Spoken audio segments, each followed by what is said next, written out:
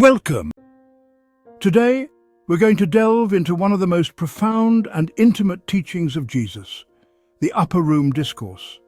This discourse spans from John chapters 13 through 17 and captures the essence of Jesus' final words to his disciples before his crucifixion. The setting is the Last Supper, a deeply emotional moment as Jesus, knowing his hour has come, shares his heart with those closest to him. This passage is rich with teachings about love, service, the promise of the Holy Spirit, and the importance of remaining connected to him. It's here that Jesus, our Saviour, lays out his deepest desires for his followers and prays fervently for our unity and strength. As we read, notice the gentleness and yet the urgency in his words as he prepares his disciples for the challenging days ahead. Let's listen carefully to the words of Christ. Now before the feast of the Passover, when Jesus knew that his hour had come to depart out of this world to the Father, having loved his own who were in the world, he loved them to the end. During supper, when the devil had already put it into the heart of Judas Iscariot, Simon's son, to betray him, Jesus, knowing that the Father had given all things into his hands, and that he had come from God and was going back to God, rose from supper. He laid aside his outer garments, and taking a towel, tied it around his waist. Then he poured water into a basin and began to wash the disciples' feet and to wipe them with the towel that was wrapped around him. When he had washed their feet and put on his outer garments and resumed his place, he said to them, "Do you understand what I have done to you? You call me teacher and Lord, and you are right, for so I am. If I then, your Lord and teacher, have washed your feet, you also ought to wash one another's feet.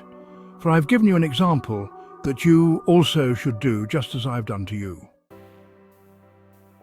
When he had gone out, Jesus said, "Now is the Son of Man glorified, and God is glorified in him. If God is glorified in him, God will also glorify him in himself, and glorify him at once. Little children, yet a little while I am with you. You will seek me. And just as I said to the Jews, so now I also say to you, where I am going, you cannot come. A new commandment I give to you, that you love one another. Just as I have loved you, you also are to love one another. By this all people will know that you are my disciples, if you have love for one another. Let not your hearts be troubled. Believe in God, believe also in me. In my Father's house are many rooms. If it were not so, would I have told you that I go to prepare a place for you? And if I go and prepare a place for you, I will come again and will take you to myself, that where I am you may be also, and you know the way to where I am going. If you love me, you will keep my commandments, and I will ask the Father, and he will give you another helper to be with you forever, even the Spirit of truth, whom the world cannot receive, because it neither sees him nor knows him. You know him, for he dwells with you and will be in you. I will not leave you as orphans, I will come to you. Yet a little while, and the world will see me no more, but you will see me.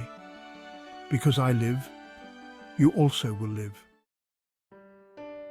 I am the true vine, and my Father is the vine dresser. Every branch in me that does not bear fruit he takes away, and every branch that does bear fruit he prunes, that it may bear more fruit.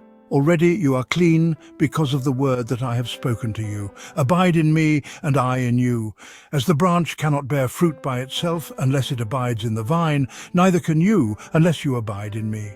I am the vine, you are the branches. Whoever abides in me and I in him, he it is that bears much fruit, for apart from me you can do nothing.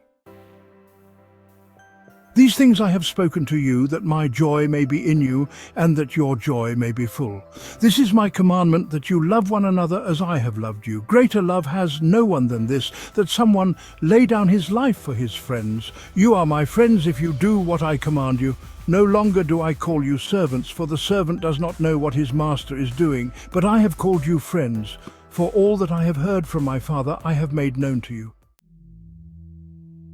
I have said these things to you, that in me you may have peace. In the world you will have tribulation, but take heart, I have overcome the world.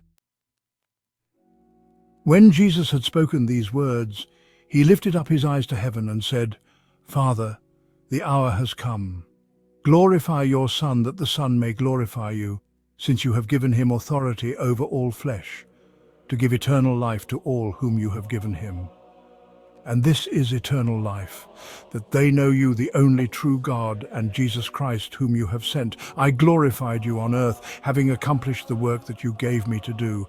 And now, Father, glorify me in your own presence, with the glory that I had with you before the world existed. I do not ask for these only, but also for those who will believe in me through their word, that they may all be one, just as you, Father, are in me and I in you, that they also may be in us, so that the world may believe that you have sent me." Now that we've heard the heart of Jesus, we can see just how deeply he cares for his disciples and for all of us. He began by washing their feet, a powerful example of humility and service. He shared a new commandment, one that is meant to set his followers apart. "Love one another as I have loved you." Then he spoke about preparing a place for us and promised the Holy Spirit, our helper. In the midst of this, he called us to abide in him, the true vine, where we find true life and joy. And in his final prayer, he looked ahead to future believers, you and me, praying that we would be one, united in his love. If this teaching has touched your heart, don't forget to like and subscribe and share this message of love and unity with others. Thank you for joining us today.